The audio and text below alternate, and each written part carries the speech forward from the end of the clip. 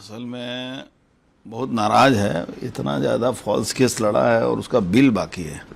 अब देख रहा है बिल तो मिलेगा नहीं, कम से कम नया सरकार में अपना ये बना ले कि भाई हम भी ममता के खिलाफ हैं, ताकि गलती से कोई उसको केस देना मत शुरू कर दें। तो हालांकि इस सरकार में केस होने का कोई चांस नहीं है, क्योंकि हम लोग इलीगल काम तो करेंगे नहीं। और कल्याण बनर्जी के लेके हम लोग भारतीय जनता पार्टी के लोग बहुत सीरियस नहीं रहते हैं। उसको जोकर के हिसाब से ही पूरा सदन भी जानता है कि जोकर है, और बंगाल के लोग तो जानते हैं।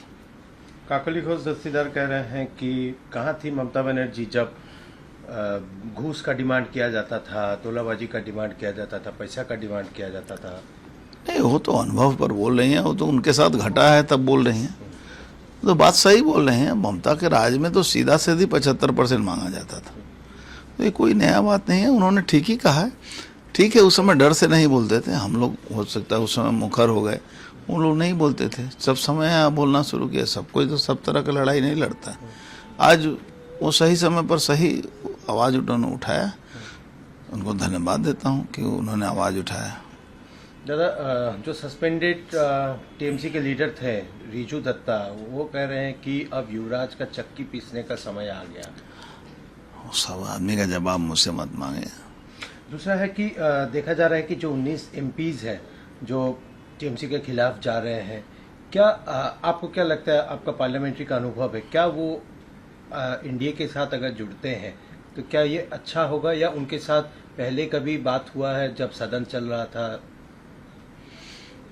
बात कुछ नहीं है, सरकार चली गई उसके बाद ही सबको लगा कि भाई अब इनके खिलाफ बोलना चाहिए।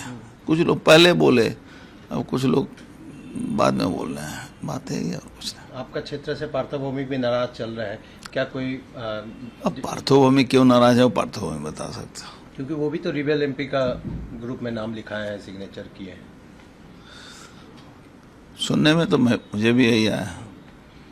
दादा, दूसरा ट्रांसपोर्ट का डिपार्टमेंट में अगर आए तो देखा गया है कि पिछला सरकार जो पीपीपी मॉडल के तहत बहुत सारे ट्रांसपोर्ट चलाते थे, क्या उसके ऊपर नया कोई कुछ लाया जा रहा है?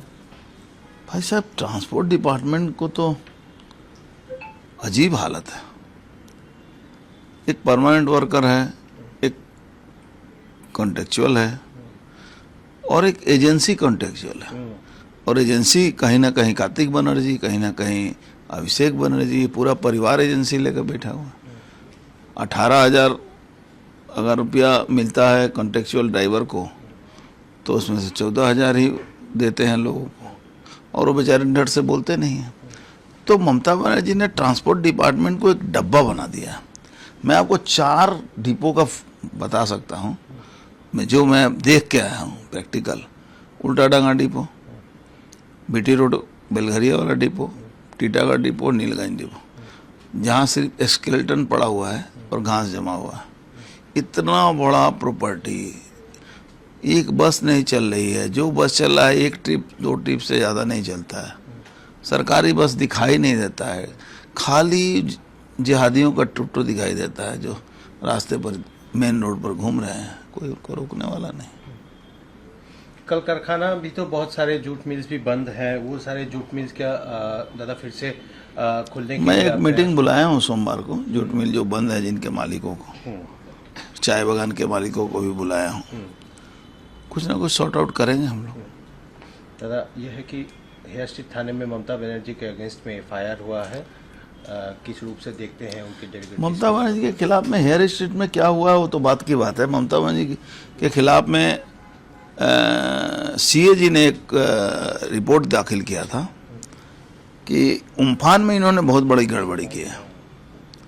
उम्फान का जो फंड आया था उसमें इन्होंने बहुत बड़ा घपला किया था। मुझे लगता है वो भी केस होना चाहिए उन पर। अभिषेक बनर्जी के घर पर फिर से CID वो होते रहता है। उन्होंने इतने लोगों के घर में CID और पुलिस भेजी है, तो अभी तो लोग कहते हैं देख के मन लगे।